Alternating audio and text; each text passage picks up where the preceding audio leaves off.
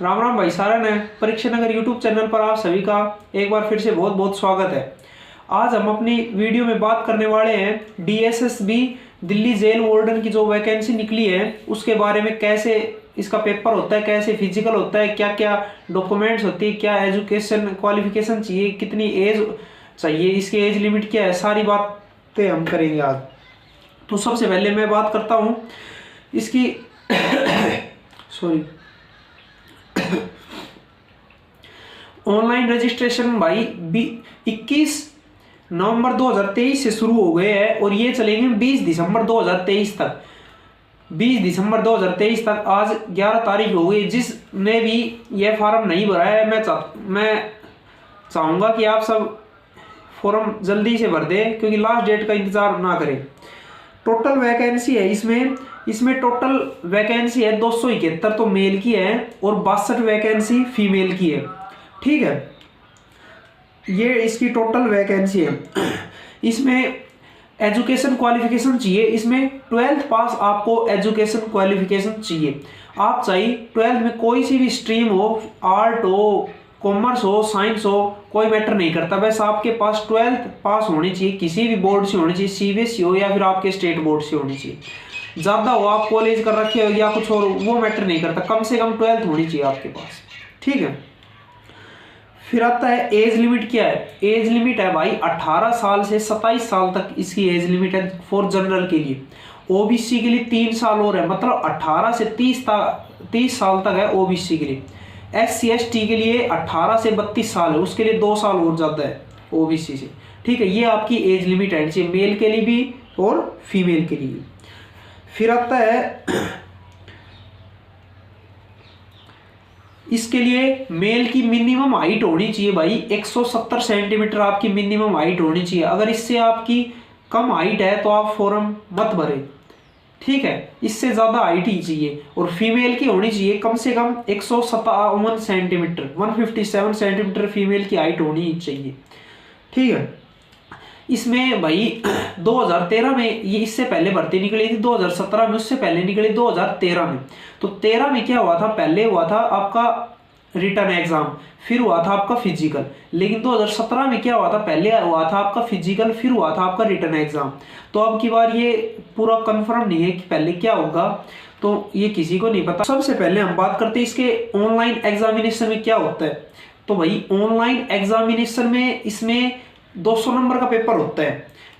200 number का paper होता है, वो आपका 2 घंटे का होता है, 120 मिनट का होता है। ठीक है, क्या क्या आता है? 40 नंबर का आता है इसमें मैथ, 40 नंबर का इसमें आता है रीजनिंग, 40 नंबर की आती है इसमें जीके, और 40 नंबर की आती है इसमें हिंदी, 40 नंबर की आती है इसमें इंग्लिश भी आती है और हिंदी भी, दोनों अलग अलग आती है।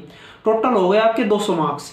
एक क्वेश्चन होता है 1 नंबर का, तो 200 क्वेश्चन हो गए, 200 मार्क्स का आपका टोटल पेपर होगा। नेगेटिव मार्किंग होती है 1/4 0.25 की इसके नेगेटिव। अगर आपने एक क्वेश्चन गलत कर दिया तो आपके 0.25 नंबर कट जाएंगे, सही कर दिया तो 1 नंबर जुट जाएगा। ओवरऑल वो 200 में से जो आपकी कट ऑफ बनेगी, आपके मार्क्स आएंगे, उसके हिसाब से कट ऑफ बनेगी। ठीक है, फिर आपने अगर मान लो अब की बार पहले रिटर्न एग्जाम हो रहा है, तो अगर आपने रिटर्न क्लियर कर दिया, फिर आपका होता है फिजिकल मेल के लिए सबसे पहले होता है रेस होती है 1600 मीटर। कितनी देर में? 6 मिनट में 1600 मीटर होती है। फीमेल की होती है भाई 800 मीटर 4 मिनट में। ठीक है, अगर आपने मेल हो, आपने रेस क्लियर कर दी, फिर आपका होता है लॉन्ग जंप भाई भाग के आते हैं और ऐसे कूदते हैं ना, भाग के आते हैं, जंप करते हैं, वो मेल के लिए होनी चाहिए 13 फीट आपको खुद 3 चांस आपको मिलते हैं। अगर आपने लाइन कट कर दी, कुछ और होगा, ये होगा, तीसरे चांस में आपको होना मतलब कूदना पड़ेगा 13 फीट। बाकी वो स्टाफ पर डिपेंड करता है वहाँ के वो कितने चांस देते हैं, ये होता है। फिर इसके बाद होती है आपकी हाई जंप, मतलब वो रस्सी के ऊपर से आपको जंप करना होता है। वो होता है मेल के लिए 3 फुट 9 इंच 3 फुट 9 इंच होती है। बात करते हैं फीमेल के लिए। फीमेल हो तो आपने अगर 800 मीटर 4 मिनट में आपने कवर कर दी, फिर आपका होता है हाई लॉन्ग जंप आपको भी भाग के आना पड़ेगा और जंप करना पड़ेगा। वो होता है कितना? 9 फीट होते हैं लड़कियों के लिए। फिर उसके बाद होता है इनको भी 3 चांस मिलते हैं। उसके बाद होता है हाई जंप। हाई जंप कितना होता है? हाई जंप इनका रस्सी के ऊपर से जंप करना पड़ता है। हाई जंप इनका होता है भाई 3 फीट लड़कियों के लिए, ठीक है। ये सब होता है। उसके बाद आपकी डॉक्यूमेंट वेरिफिकेशन होती है। अगर आप ओबीसी से आपने अप्लाई किया है तो ओबीसी की आपकी सर्टिफिकेट होनी चाहिए सेंट्रल की। एससी से किया है तो एससी एसटी की सर्टिफिकेट होनी चाहिए। ये सब होता है, ठीक है। अब एक होता है पीईटी, एक होता है पीएसटी। पीएसटी होता है फिजिकल स्टैंडर्ड टेस्ट, एक होता है पीईटी फिजिकल एंडोरेंस टेस्ट। जो आपने high jump, long jump, race, ये इसको बोलते हैं पीईटी फिजिकल एंडोरेंस टेस्ट। अब होता है पीएसटी। पीएसटी में क्या होता है? उसमें होता है आपकी चेस्ट मापते हैं, आपका वेट मापते हैं, आपकी हाइट मापते हैं, ठीक है। वो एक चार्ट होता है, उसके हिसाब से मतलब एवरेज होना चाहिए, ज़्यादा ना मोटे होने चाहिए ना ज़्यादा पतले, एवरेज हेल्थी बॉडी होनी चाहिए। लड़कियों की चेस्ट नहीं नापते। लड़कों की चेस्ट, अब मैं ऐसे हूँ तो अब मेरी चेस्ट होनी चाहिए 81 सेंटीमीटर नापते, और ऐसे फुलाने के बाद मेरी होनी चाहिए 5 सेंटीमीटर फूलनी चाहिए, मतलब 86 सेंटीमीटर तक जानी चाहिए, 5 सेंटीमीटर। लड़कियों की चेस्ट नहीं नापते, लड़कियों का सिर्फ वेट और हाइट नापते हैं, ठीक है। बाकी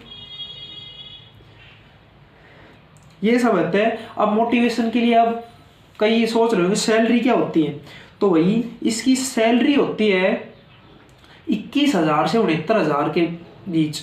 ये जो दिल्ली पुलिस की सैलरी होती है ना, उसके बराबर होती है। 21,000 आपकी मिनिमम सैलरी, उसके ऊपर एचआरए फलाना धिकड़ा 100 चीज जुड़ती है, कुल मिला के 40-50 हज़ार के 40-45 हज़ार के बीच में आ जाते हैं। जो दिल्ली पुलिस में कांस्टेबल होते हैं उसके बराबर सैलरी होती है। इसकी नौकरी क्या होती है? नौकरी पूरी उम्र आपको दिल्ली में रहना पड़ेगा। जो जेल होती है ना, दिल्ली पुलिस क्या करती है, किसी भी कैदी को अरेस्ट करती है, ठीक है, उनको अरेस्ट करके जेल में डालती है। उसके बाद दिल्ली पुलिस का कोई काम नहीं, तो उसके बाद जेल वार्डन, जेल वालों का काम होता है, जिसे वो किसके अंडर में आता है? वो होता है डीएसएसबी के अंडर में आता है, ठीक है। एक बहुत ही इंपॉर्टेंट बात आपको बता देता हूँ। आपने एसएससी के एग्जाम दिए होंगे, आपने और भी एग्जाम दिए, उसमें क्या होता है? एग्जाम में क्या होता है भाई? मतलब मैथ हो गए, रीजनिंग हो गई, जीके हो गई, और जो भी चौथा सब्जेक्ट है आ गया। मुझे मतलब अपने हिसाब से मैं सेलेक्ट करता हूँ भाई, पहले मैं रीजनिंग करूंगा, अब मैं मैथ करूंगा, अब ये करूंगा, वो करूंगा। मैं अपने हिसाब से सेलेक्ट कर सकता हूँ भाई, मैं तो पहले जीके करूँगा, वो कहेगा मैं मैथ करूँ, कोई कुछ कर दी। लेकिन इस एग्जाम में ये क्या होता है, अगर सबसे पहले आपके लिए जिक्के खुलेगा, मुझे नहीं पता क्या खुलेगा, मतलब मान लो सबसे पहले जिक्के खुल गए, जिक्के के 40 क्वेश्चन आपको अटेम्प्ट करने हैं, ठीक है, आपने अटेम्प्ट कर दिए। उसके बाद मान लो इंग्लिश खुलेगा, आप इंग्लिश पर चले गए, तो अगर आप इंग्लिश पर चले गए ना, तो फिर वो वापिस जिक्के पर नहीं आ पाओगे, क्योंकि जिक्के हो जाएगा लोग, आपने जितने कर दिए वो कर दिए, फिर वो दोबारा नहीं खुलेगा। एसएससी में तो हम क्या कर सकते हैं, कभी उस पर जाए, कभी कोई कर सकते हैं, लेकिन इसमें नहीं होता। अगर आपने जिक्के के बाद इंग्लिश कर दिया, इंग्लिश भी अटेम्प्ट कर दी, फिर इंग्लिश लॉक हो जाएगा, फिर आपने मान लो मैथ खोल दी, मैथ खुल गया, तो फिर आपको मैथ के पूरे अटेम्प्ट करने पड़ेंगे। फिर उसके बाद ऐसे होता है, एक बार जो सब्जेक्ट आपने लॉक कर दिया वो हो ही गया, ठीक है। ये इसका तो एक थोड़ा साइड इफेक्ट है। बाकी इसमें सारी फैसिलिटी मिलती है, हाउस रेंट अलाउंस मिलते हैं, ट्रैवलिंग अलाउंस मिलते हैं, मेडिकल, चाइल्ड एजुकेशन, आपके बच्चों को फ्री एजुकेशन वगैरह सारे अलाउंस मिलते हैं। लेकिन इसमें ये कंफर्म नहीं है कि पहले फिजिकल होगा या मेडिकल होगा, ठीक है। लेकिन कोई नहीं, 20 तारीख इसकी लास्ट डेट है। आप सब, मैं उम्मीद करता हूँ कि फॉर्म, इसमें बहुत कम लोग फार्म भरते हैं। जो इसकी ड्यूटी भाई, लड़कों की ड्यूटी होती है 8 आवर की, लड़कियों की होती है 6 घंटे की ड्यूटी, ठीक है। उसके बाद आप फ्री हो, 8 घंटे की ड्यूटी करो, अपने घर जाओ फ्री, ये सब होता है। बाकी बढ़िया नौकरी है, ठीक है। आपको वीडियो कैसी लगी कमेंट सेक्शन में अपनी राय जरूर दीजिए। बाकी वीडियो को लाइक शेयर सब्सक्राइब कीजिए। चलो, धन्यवाद।